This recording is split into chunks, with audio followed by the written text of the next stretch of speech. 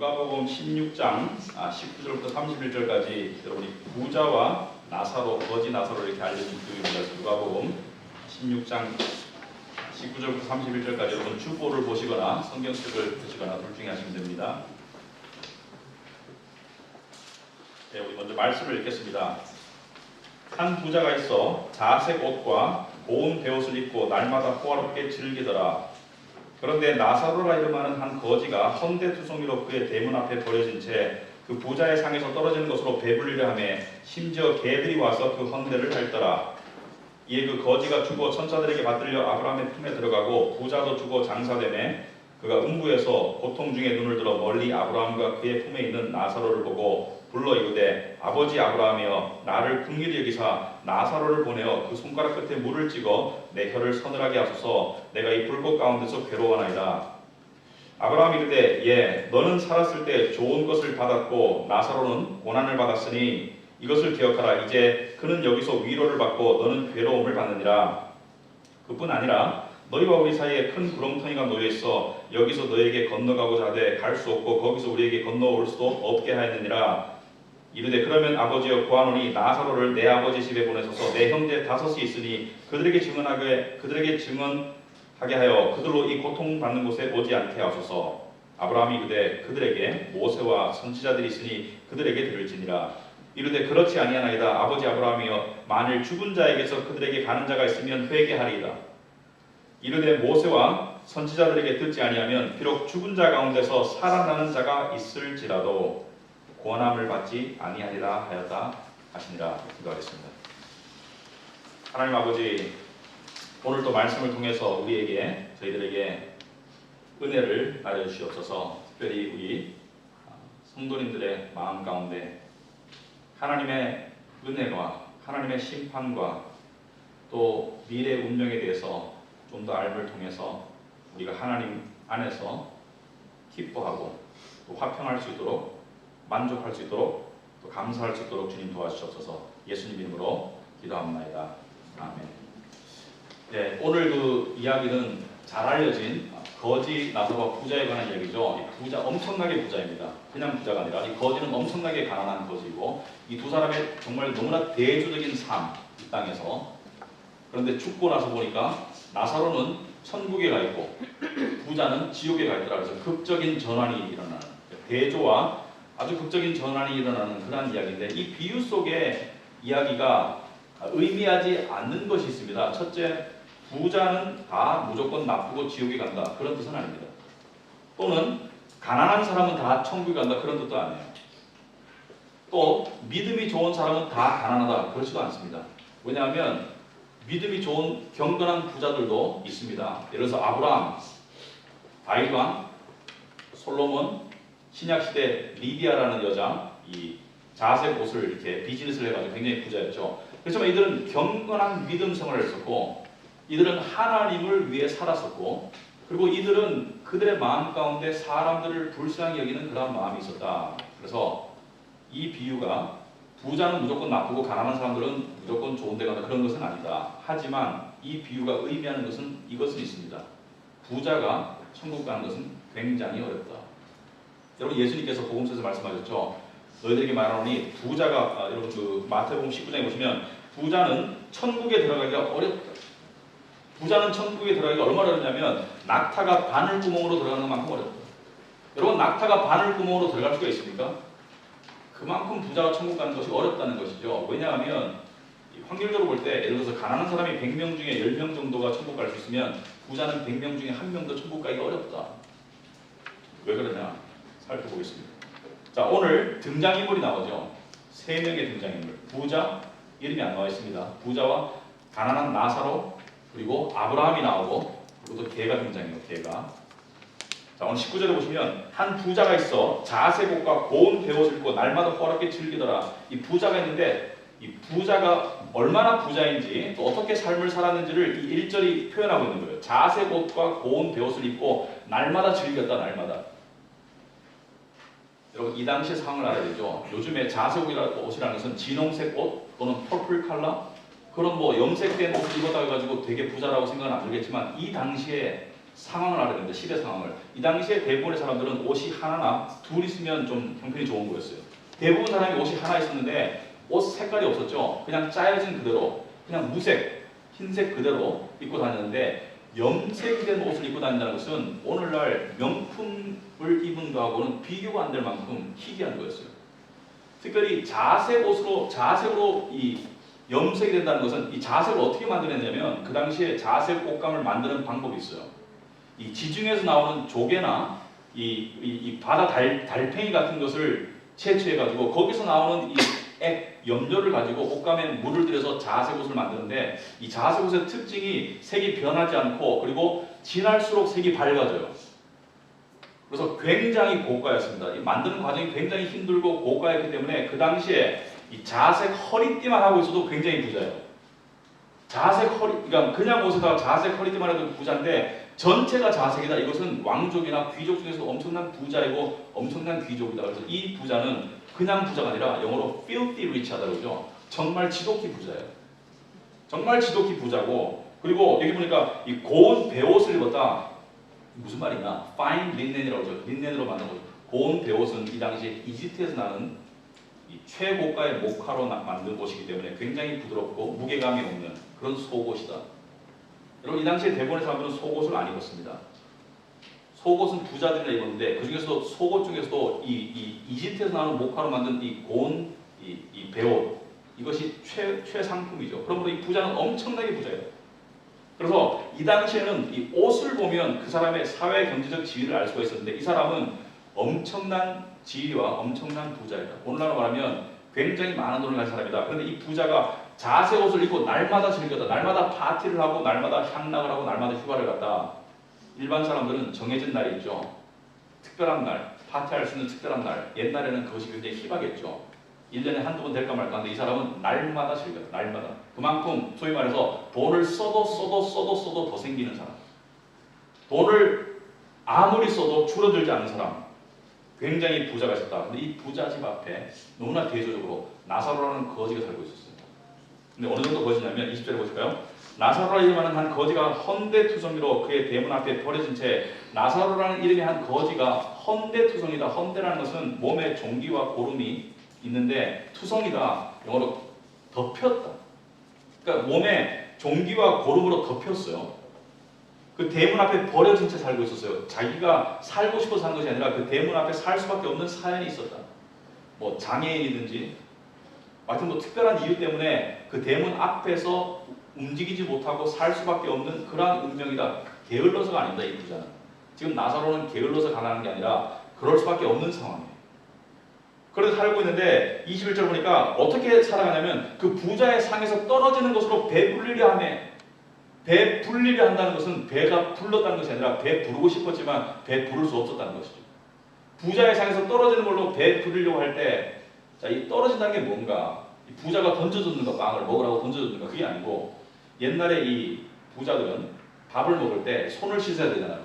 근데 손을 일반 사람들은 물에 씻었지만 부자들은 올리브유에 씻어요. 올리브 기름에. 올리브 기름에 씻고 나면 좀 이렇게 미끌미끌하니까 그것을 닦을 때 수건으로 닦는 것이 아니라 빵 부스러기로 닦았어요. 그러니까 돈이 많으니까 빵 부스러기로 손을 닦는 거예요. 그리고 닦은 빵 부스러기를 바닥에 던지면 거지와 개가 와서 주워 먹는 것이죠. 그래서 지금 그 부자의 상에서 떨어지는 것이라는 것은 바로 부자가 손 닦고 버린 빵 거기에 이 나사로도 왔고 개도 왔는 거예요. 근데 둘 다 배가 고프죠. 왜? 떨어진 양이 한정되니까. 그러니까 개가 배가 고프니까 개가 나사로의 몸에 헌대를 할더라. 할 것은 뭐예요? 고름을 빨아먹더라. 비참하죠. 여러분 생각해보세요. 애완견이 아니에요. 여러분이 그 귀하게 여기는 예방주사 3만원을 마치는 그 애완견이 아니라 옛날의 개들은 정말 이 쓰레기통을 뒤져먹고 살았고 그리고 개들은 정말 불결했어요. 병균 덩어리였어요. 세균의 이 창고였어요. 그리고 유대인들은 개를 굉장히 불결하게 생각했기 때문에 유대인들의 욕 중에 가장 큰 욕이 뭡니까? 개. 개 같은 거짓 선생들 이렇게 말하죠. 성경에. 개 같은 자들이죠. 이 개가 굉장히 굉장히 그 심각한 욕이다. 그래서 이 상상을 해보세요. 나사로의 삶. 배가 부를 수 없고 개가 와서 자기를 핥는데 그걸 쫓아버리지도 못하는 제가 생각할 때 아마 장애인인 것 같아요. 쫓아보낼 수도 없는 그러한 삶 가운데 사는 이 비참한 삶. 자, 그런데 여기까지 이 비유를 듣고 있던 사람들이 누구인가? 누가 듣고 있었냐면 누가복음 15장 16장에 보시면 이 비유를 제자들과 창녀들과 세리들과 일반 유대인들과 그리고 바리새인들이 듣고 있었어요. 근데 여기까지 듣고 있던 사람들이 무슨 생각을 했을까? 무슨 생각을 했을까? 속으로. 부자와 나사로. 여기까지 부자와 나사로의 삶을 이야기를 들으면서 이 사람들이 이런 생각을 했을 것입니다. 부자는 하나님께 인정받은 사람이다. 나사로는 하나님께 벌받은 사람이다. 왜냐하면 유대인들은 이렇게 믿었어요. 유대 시대에도 기복신앙이 있었습니다. 바리새인에 의한 기복신앙. 그래서 바리새인들이 기복신앙과 번영신앙, 프라스페리티 가스펠을 이렇게 전파했어요. 그래가지고 부와 건강은 하나님의 인정과 축복의 증거이고, 그리고 중병과 가난은 하나님께서 벌 주신 것이다. 그래서 이 날 때부터 봉사로 소경으로 태어난 자가 예수님께 오니까 제자들이 물었죠. 주님, 저자가 소경이 된 것은 저자의 죄 때문입니까? 부모의 죄 때문입니까? 누가 잘못해서 저자가 하나님께 벌을 받고 있습니까? 예수님께서 누구의 죄도 아니다. 자, 그래서 여기까지 들었을 때 바리새인들은 드러내는 놓고 돈을 좋아했기 때문에, 그리고 부를 장려했기 때문에, 부가 하나님의 사랑의, 하나님의 인정의 증거라고 했기 때문에 누가복음 16장 14절을 보면 바리새인들은 돈을 좋아하다 이렇게 나와 있어요. 돈을 좋아하는 자들이다. 그래서 유대인들이 여기까지 들었을 때는 아하, 부자는 하나님께 인정받은 사람이구나, 그리고 나사로는 하나님께 버림받은 사람이구나, 이렇게 이해했습니다. 대부분의 사람들이. 근데 극적인 반전이 있어요.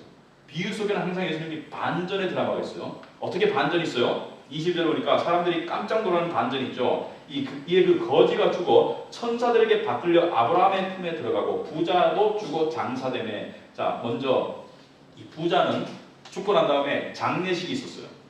부자니까. 그리고 매장을 했어요. 아주 좋은 무덤에 매장을 했겠죠. 그러면 사람 생각했겠죠. 아, 좋은 데 가겠지. 세상에서도 하나님께 축복받고 인정받았으니까 죽어서도 좋은 데 갈 거야. 나사로는 장례식이 없었어요. 나사로는 천사들에게 받들려 아브라함의 품에 갔는데 이 세상에서 죽을 때는 비참하게 살다가 비참하게 죽었고, 그리고 이 당시의 관습에 의하면은 이 정도 사람이면 쓰레기 더미에 던져서 불태워서 그냥 처리했다. 시체를 화장으로 처리했다. 왜? 이 당시에 가난한 사람들은 장례 치러줄 돈도 없고 장례를 치름당할 자격도 없다. 왜? 하나님께 버림받았기 때문에. 하나님께 인정 못 받기 때문에.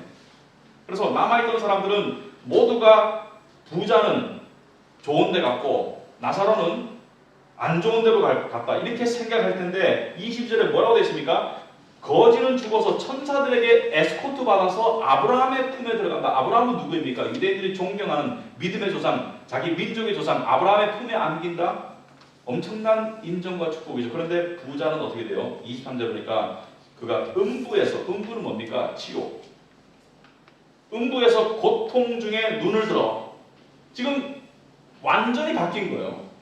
이 세상에서의 삶도 바뀌었을 뿐만 아니라 유대인들의 생각과도 완전히 다른 거예요. 아니, 하나님께 인정받고 축복받은 사람이 왜 지옥 갔을까? 둘 다 유대교인인데.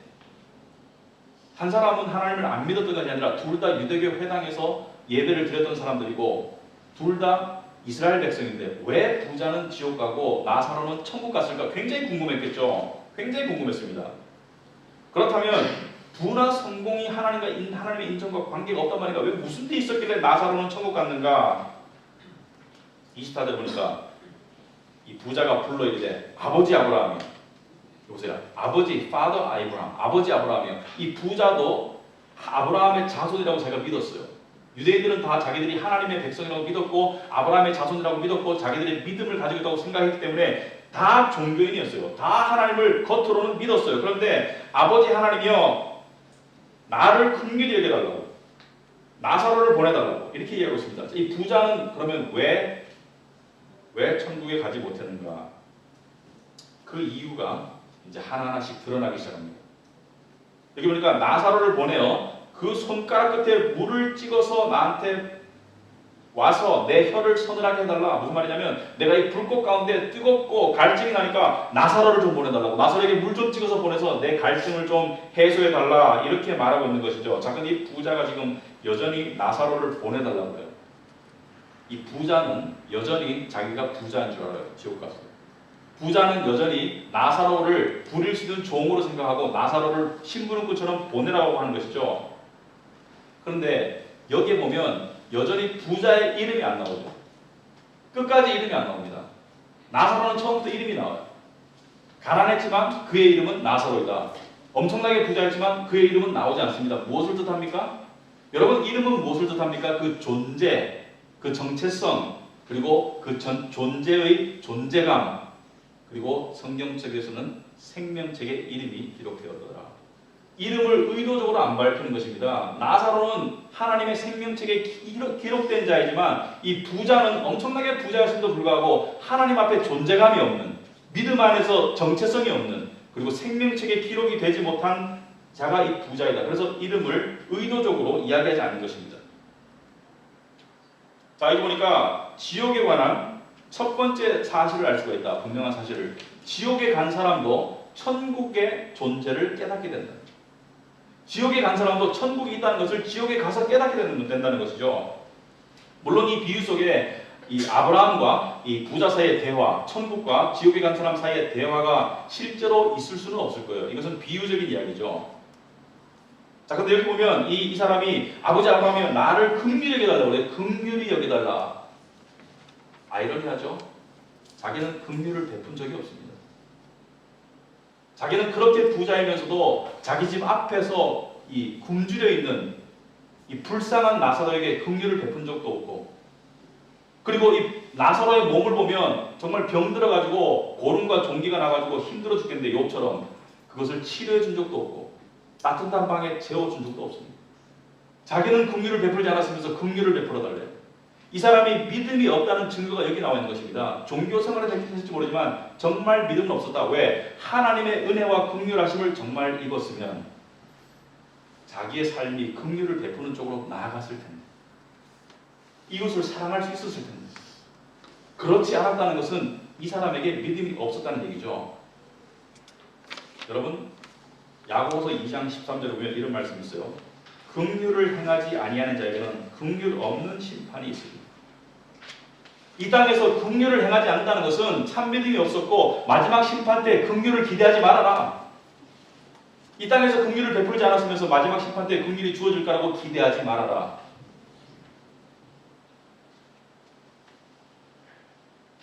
그리고 지옥에 관한 두 번째 중요한 사실을 살펴볼 수가 있습니다. 지옥에서도 회개는 불가능하다. 지옥에 가서 아무리 고통받아도 그 속에서 회개가 일어나지 않습니다. 지옥은 교정 장소가 아니에요. 지옥은 처벌의 장소일 뿐이지. 근데 지옥이 무서운 거예요. 지옥에서 아무도 정신 차리지 못합니다. 여러분, 성경에 보니까 예수님께서 이 밖에 쫓아낸다. 밖이 지옥, 어두운 곳에 쫓아낸다. 이게 지옥이죠. 어두운 곳에 쫓아내니까 거기서 회개하던가요? 예수님의 비유 가운데 잔치에 초대받은 사람들 가운데 옷을 입지 않고 와서 어두운 데 쫓아내니까, 그리스도의 옷을 입지 않고 와서 어두운 데 쫓아내니까 뭐라 그래요? 밖에서 어두운 데서 이를 갈미 있으리라. 이를 간다 그러죠. 이를 간다. 바득바득 간다. 왜? 지옥 속에서 하나님을 원망하고 사람들을 미워하고 저주하고 불평하고 불만하는 것이죠. 요번에 살인범이 잡혔죠. 자기 부인의 전딸을 죽인 인천에서 그 사람이 뭐라 그러는가요? 자기가 죽여놓고 남을 비난하죠. 경찰이 나를 열받게 했다든지. 지옥이 그런 곳이에요. 지옥에 가서도 회개가 없습니다. 벌을 받으면서 이를 빡빡 가는 것이 지옥이다. 자, 그런데 25절에 이렇게 말하죠. 아브라함이 이르되 얘야, 너는 살았을 때 좋은 것을 받았고 나사로는 고난을 받았으니 이것을 기억하라. 이제 그는 여기서 위로를 받고 너는 괴로움을 받느니라. 이게 무슨 말이냐? 그냥 살아서 좋은 것, 맛있는 거 먹으면 지옥 가는 것이냐? 그런 뜻이 아닙니다. 무슨 뜻입니까? 이것은 부자 너는 이 세상에서 있을 때, 땅 위의 세상에서 있을 때 너는 좋은 것을 추구했고 좋은 것만을 누리려고 했고 좋은 것을 이기적으로 너만 누리려고 했던 믿음 없는 삶을 살지 않았니? 너는 그 땅이 전부인 줄 알고 하나님을 두려워하는 마음 없이 천국과 지옥에 대한 실제에 대한 두려움 없이 그냥 세상 속에서 즐기고 마음껏 살지 않았니? 그러니까 불공평하다고 하지 마. 너는 세상 가운데 너만을 위해서 살았고 하나님을 위하는 척 했지만 하나님이 명령하신 이웃을 향한 사랑과 섬김을 하지 않았니? 진정한 믿음을 가졌더라면 너는 그렇게 살지 않았을 거야. 너 혼자 즐기지 않았을 거야. 오히려 네가 덜 먹고 덜 쓰고 덜 입고 하더라도 사람들에게 긍휼을 베풀었겠지. 그런데 나사로는요, 세상 가운데, 고통 가운데 무시당하고 외롭고 괴로운 가운데서도 믿음을 지켰기 때문에 이 자리에 와서 위로를 받는 게 당연하지 않겠니? 여러분, 나사로의 삶이 얼마나 힘들었을까요? 여러분이 나사로의 입장에 한번 대보세요.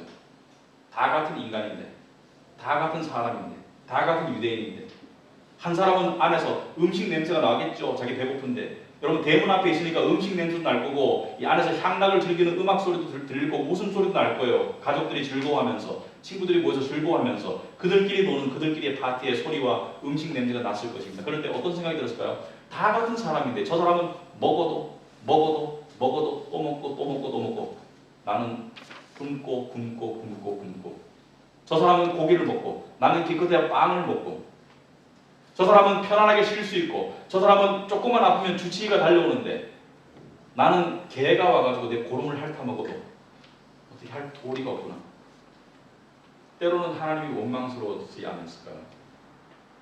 하나님, 왜 이렇게 극단적인 차이가 있나요? 하나님, 저는 하나님을 믿는데 하나님이 나를 사랑하신다면 왜 내가 이런가요? 하나님 저한테 관심이나 있으신가요? 여러분, 믿음을 지키기가 얼마나 힘들었겠습니까? 바로 눈앞에서 일어나는 이 인생의 정말 이 아이러니한 너무나 대조적인 모습을 보면서 믿음을 지키기가 얼마나 힘들었을까? 그런데 지금 와가지고 나사로는 아브라함의 품에 안겨 있어요. 그리고 거꾸로 된 모습을 보고 있는 거예요. 부자가 지옥에서 고통당하는 모습을 보고 있는 거예요. 그런데 아브라함이 그러죠. 우리 사이에 영원한 구렁텅이가 있다고. 26절에 보니까 너희와 우리 사이에 큰 구렁텅이가 놓여있어. 여기서 너희에게 건너가고자 하되 갈 수 없고 거기서 우리에게 건널 수 없다. 바꿔 말해서 지옥과 천국 사이에는 건널 수 없는 강이 있다. 계곡이 있다. 여러분, 지옥에 관한 또 다른 사실이죠. 천국과 지옥의 운명이 한번 갈리면 절대로 바뀌지 않습니다. 귀담아 들으시기 바랍니다. 여러분이 사랑하는 가족, 여러분이 친구들, 천국과 지옥의 운명이 갈리면 절대로 바뀔 수 없는 것이 천국입니다.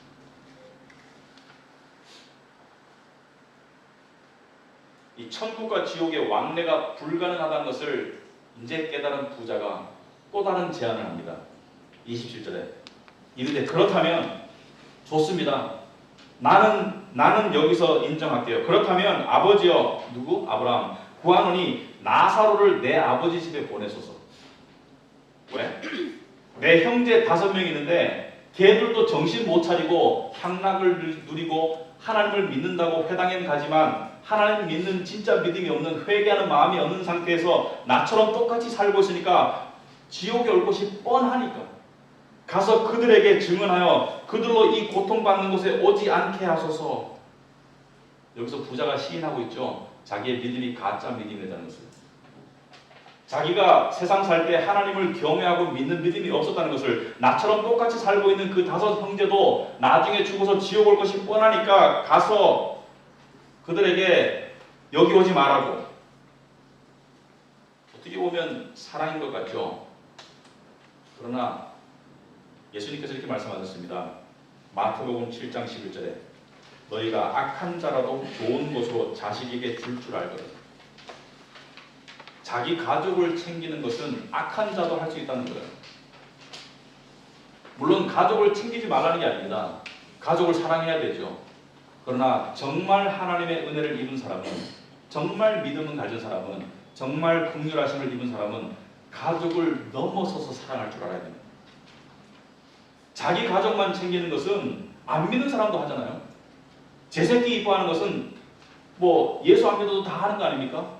제 새끼한테 좋은 것 먹이고 좋은 것 입히고 하는 것은 다 할 줄 알잖아요. 그것을 넘어서지를 못하는 모습을 보여주는 것이죠. 이 부자의 한계예요.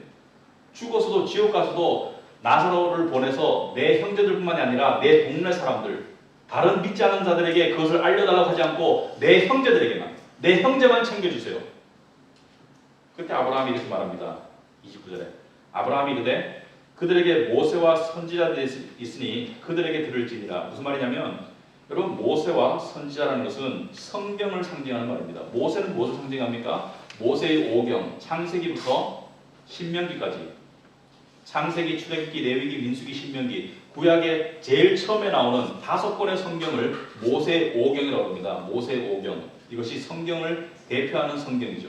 그리고 선지자라는 것은 그 뒤에 뭐 예레미야, 이사야, 에스겔, 호세아, 하박국 이런 모든 다른 선지자들이 쓴 성경 말씀. 그래서 모세와 선지자라는 것은 구약 성경, 성경을 말하는 것이다. 그들에게 성경이 있으니까, 하나님의 말씀이 있으니까 그걸로 충분하다는 것이죠.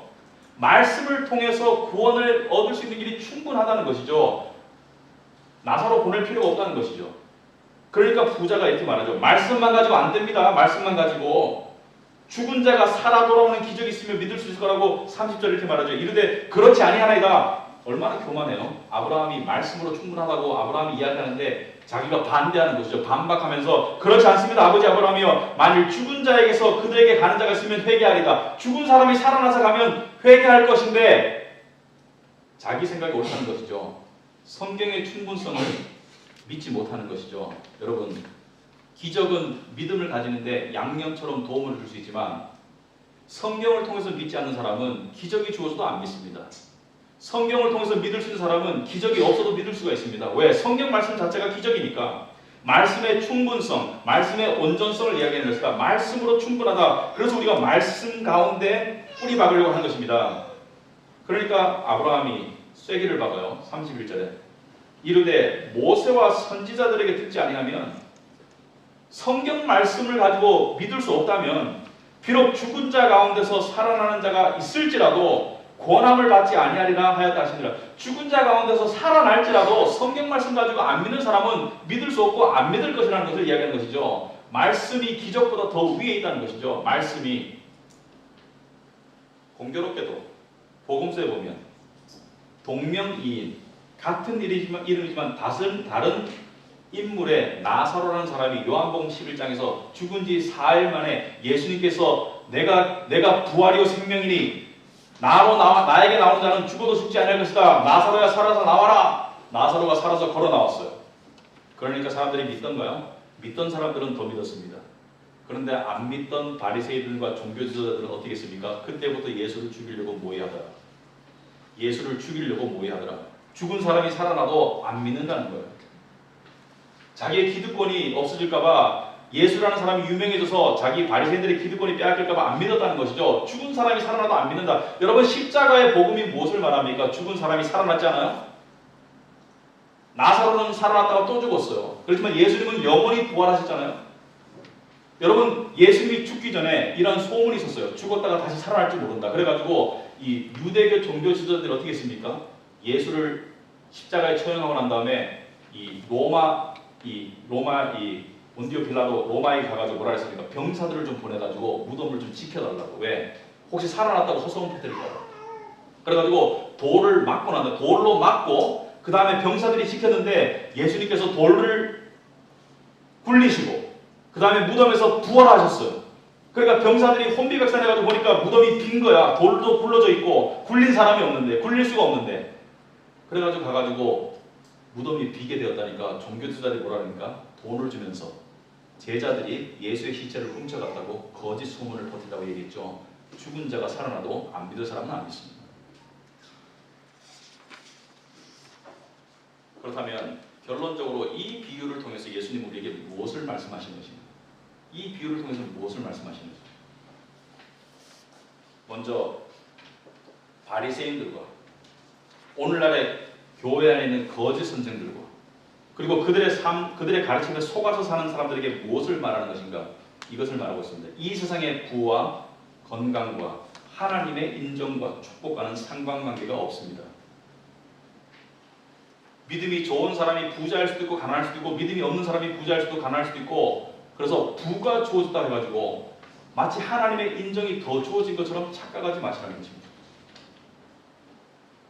그래서 겸손한 부자가 되라는 것입니다. 부자가 되거든 겸손한 부자가 되라. 그리고 가난하다고 해가지고 자기 자신이 하나님께 인정 못 받는다고 그렇게 좌절하지 마시기 바랍니다. 하나님을 믿지 못하는 거예요. 여러분, 교회 안에 그런 분들이 있습니다. 특히 나이 드신 분들 가운데. 자식이 잘 되면 그것을 자랑함을 통해서 은근히 자랑하고 싶어서가 아니라 하나님이 나의 믿음을 인정하셨다고 자꾸 얘기할 수밖에 없는 사람들. 그래서 나의 신앙생활이 이때까지 제대로 왔다고 인정받고 싶은 욕구를 드러내는 사람들. 왜? 잘못된 가르침을 들어왔기 때문에. 그런데 자식이 잘못되면 남 앞에 나가기를 창피해하는 신앙인들이 있어요. 나이 드신 분들 가운데. 왜냐하면 자식이 성공하지 못하면 자기의 신앙생활을 하나님이 인정하신 것이 아니기 때문에, 자기의 신앙생활이 잘못되었기 때문에 자식이 잘못되었다고 생각하기 때문에 그렇게 말 못하고, 심지어 정말 안타까운 것은 중병에 걸리는데 말을 못해요. 왜? 그런 말을 하면 남들이 나를 손가락질할까 봐. 믿음이 안 좋아서 병 걸렸다고 손가락질할까 봐. 어떤 목사님이 그랬다잖아요. 우리 교회는 믿음이 좋아가지고 암에 걸린 사람이 하나도 없다고. 그럼 믿습니까, 여러분?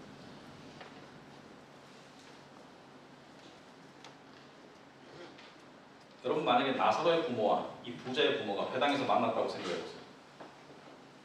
그러면 이 부자의 부모가 의시되면서, 내가 믿음이 좋아서 내 자식이 잘 되는데 너는 믿음이 안 좋아서 내 자식이 거지로 사네.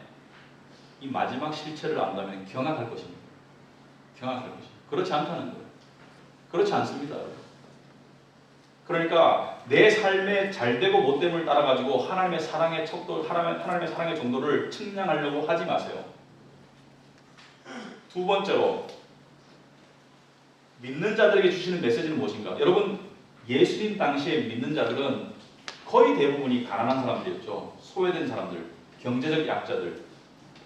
그런데 이들이 가난도 힘들고 경제적, 이 사회적 약자인 것도 힘들어 죽겠는데, 이들을 더 힘들게 하는 게 뭐였어요? 유대인들 사이에 팽배해 있는 너희 가난한 자들은, 너희 소외된 자들은 하나님께 인정 못 받고 하나님께 벌 받고 있는 거야. 비록 예수 그리스도를 통해서 하나님을 믿음에도 불구하고 이러한 생각과 이러한 가르침을 들을 때마다 혹시 그럴까? 혹시 그럴까? 마음이 흔들리는 것이죠. 예수님은 그러한 양들을 위해서 이 비유를 하신 것입니다. 아니야. 네가 비록 가난하고, 네가 비록 세상에서 성공하지 못하고, 네가 비록 세상에서 남들 볼 때 찌질해 보여도 너를 향한 하나님의 사랑은 조금도 변화가 없어. 네가 세상에서 성공하고 살고 있다고 남들이 보기에 성공했지만 경쟁 속에서 힘들어한다면, 그리고 낙오될까 봐 두렵다면, 혹시 낙오되더라도 너를 향한 나의 사랑은 변함이 없어. 그걸 예수님께서 말씀하십니다. 그렇다면 오늘 우리에게 이 비유가 주는 의미는 무엇일까? 여러분, 우리는 이 땅의 삶 가운데 구원을 원합니다. 우리는 삶의 구원을 원해요. 성공해서, 인정받아서, 그리고 이 성공하고, 그리고 그것을 인정받고 그것을 통해서 하나님께도 인정받고 싶어요. 사실 하나님의 도우심으로 내가 이런 것을 이루었다고 간증 멋지게 하고 싶어요. 사람들에게. 그래서 믿음 좋다는 이야기 듣고 싶어요. 왜? 간증이 다 그러니까. 하나님을 열심히 믿었더니 무슨 변호사 시험에 합격하고 자식이 어떻게 되고 뭐가 되고 하면서 그런 것을 통해서 자기의 자랑도 하고 싶고 인정도 받고 싶고 하나님께 인정받았다는 것을 드러내 놓고 싶어 해요. 그러나 아까 말했듯이 우리의 그러한 모든 노력은 헛된 노력입니다. 하나님이 주신 인정은 예수 그리스도 안에서 이미 주어졌어요. 하나님은 이미 여러분을 사랑하시고, 하나님은 이미 여러분을 인정하시고, 그리고 그 인정과 사랑은 영원 불변합니다. 그것을 믿고 그것을 의지해야지, 세상을 통해서 인정받으려고 하면 잘 되면 교만하고 안 되면 낙심하게 되어 있어요. 여러분, 때때로 살면서 실패에 대한 두려움 때문에 떨 때가 없습니까? 또한 지금 나의 보잘것없는 형편이 나아질 가망이 전혀 없다고 느끼기 때문에 좌절할 때가 없습니까?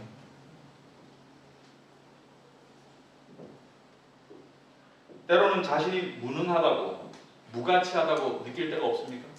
사람의 인정과 사람의 사랑을 못 받기 때문에, 남편이 인정 안 해주고 아내가 인정 안 해주기 때문에, 직장에서 인정 못 받기 때문에, 사람들에게 내밀 만한 명함이 없기 때문에, 나사로가 그렇게 살았죠. 그것보다 더한 삶을 살았죠. 그런데 이 나사로가 자기의 이 비유 속에 자기의 미래를 미리 알고 100% 믿었다면, 아니 50%만 믿었다면 나사로는 어떻게 살았을까요? 나사로는 부자를 부러워하지 않았을 것입니다. 오히려 그 부자를 그 향락 가운데 맛있는 거 먹으면서 즐기는 그 부자를 향해서 불쌍한 생각을 했을 거예요. 왜? 다가올 운명을 모르고 저렇게 돼지처럼 즐기고 있습니다. 여러분이 세상 가운데 잘되고 잘나가는 사람을 부러워하는 마음이 조금이라도 있다면 여러분은 아직까지도 천국과 지옥을 모르는 것입니다. 하나님의 은혜를 모르는 것입니다. 부러워하는 마음이 있다는 것은 여전히 여러분 마음 가운데 세상적인 정욕에 사로잡힌 마음이 있다는 것입니다. 오히려 그들을 불쌍히 여겨야 될 것입니다. 나사로는 살면서 여러 번 웃고 여러 번 웃었을 거예요. 혼자 낄낄거렸을 거예요. 자기를 쳐가면서 찌찌찌거리는 사람을 향해서 이 겉에 종기를 긁으면서 배를 골박하면서 나사로는 웃었을지도 몰라요. 왜? 야 임마, 나는 아브라함의 품에 안길 사람이야. 그리고 울었을 거예요. 고통 가운데, 힘든 가운데, 정말 비생산적인 삶, 정말 남들이 봤을 때 정말 살고 싶지 않은 삶을 사는 너무나 초라한 자신이지만, 인정받기는커녕 남에게 멸시를 받지만, 남에게 손가락질 당하지만 내가 하나님의 자녀야, 하나님의 품에 안길 거야. 그 은혜를 생각하면서, 그 불변의 사랑을 생각하면서 나사로는 울었을지 모릅니다. 여러분, 나사로의 이름의 뜻이 무엇인지 아십니까? God has helped. 하나님이 나를 도우셨다. 하나님이 나를 도우셨다. 그 고난 가운데, 그 힘든 가운데, 도저히 나아질 수 없는 그 죽을 때까지 나아지지 않은 그 상황 가운데 그를 지탱하고 그를 유지하고 그를 믿음 가운데 거하게 했던 그분은 바로 하나님이다. 하나님이 나를 도우셨다. 여러분, 세상 것들을 의지해서 자존심을 세우려는 그 헛된 길을 버리시기 바랍니다. 세상 것들을 부러워하는 마음 버리시기 바랍니다. 그리고 예수 그리스도 안에서 참 보물을 발견하시기 바랍니다. 여러분, 그리스도 안에서 우리에게 하나님의 인정과 하나님의 사랑과 또 그리스도의 의로움이 충만하게 주어졌다. 의로움이 뭡니까? 성경에서 말하는 의로움이 그리스도께서 십자가를 통해서 나의 죄를 가져가시고 나에게 주신 의로움을 통해서 내가 하나님 앞에 언제든지 설 수 있고, 그리고 하나님 앞에 언제든지 받아들여져 있다는, 하나님 앞에 늘 받아들여져 있다는, 하나님이 나를 늘 기뻐하신다는, 이걸 깨달아야 됩니다. 이걸 의지해야 됩니다. 이것을 의지하는 사람은 삶의 여유가 생겨요. 왜냐하면 내 불안과 내 불만과 내 초조 가운데 갇혀있지 않기 때문에 거기서 나오는 정신적 정서적 여유를 통해서 주위 사람들을 보살필 수가 있어요. 그러나 세상 것을 의지하려고 하는 사람들은, 세상 것을 추구해서 살려고 하는 사람들은 계속 불안하고 계속 불만하고 하기 때문에 사랑을 실천할 수가 없습니다. 왜? 자기 사랑하기도 바쁜데. 자기 사랑에 갇혀서 남을 사랑할 수가 없어요. 남을 돌볼 여유가 없어요. 그러나 그리스도 안에서 자기를 발견해가는 사람, 그리스도 안에서 내가 누구인지를 깨달아가는 사람은 정말 그전에 불가능했던 주위를 보살피는 삶, 그리고 겸손하지만 당당한 삶, 그것이 가능합니다. 하나님을 경외하지 못하는 재벌이 될 바에는 그것이 되기보다는 차라리 믿음을 가진 나사로가 더 복되지 않습니까? 기도하겠습니다. 아버지 하나님, 감사합니다. 우리는 겉으로 강한 척, 가진 척, 능력 있는 척, 배운 척 하지만 실제로 우리가 너무나 나약하고 너무나 못난 존재인 것을 압니다. 우리가 아무리 돈을 벌어도, 아무리 좋은 옷을 입어도, 아무리 멋진 집에 살아도 우리는 나약함을 고백합니다. 그러나 그 나약함을 사람들은 손가락질하고 무시할지 모르지만 하나님께서는 그 나약함을 들어쓰셔서 당신의 강함을 보여주시면 감사합니다. 우리가 약할 때 우리가 강하고, 우리가 가난하지만 우리가 부자가 되었고, 우리가 미련하지만 우리에게 지혜가 주어진 것을 감사합니다. 우리가 이러한 믿음 가운데 나아갈 수 있도록 하옵소서. 예수님 이름으로 기도합니다.